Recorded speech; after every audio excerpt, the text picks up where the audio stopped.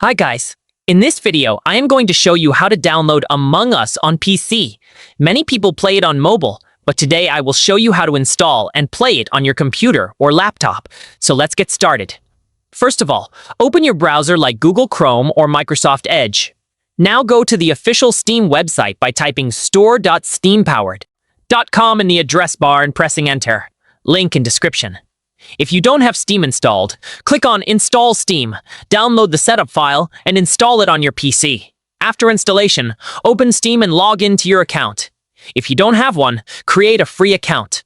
Once you are logged in, go to the search bar in Steam and type Among Us.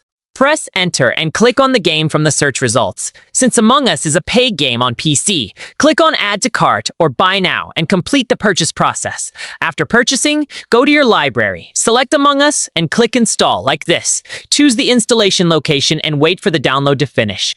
Once installation is complete, click Play, and now you can enjoy Among Us on your PC. That's how you can easily download and play Among Us on your computer.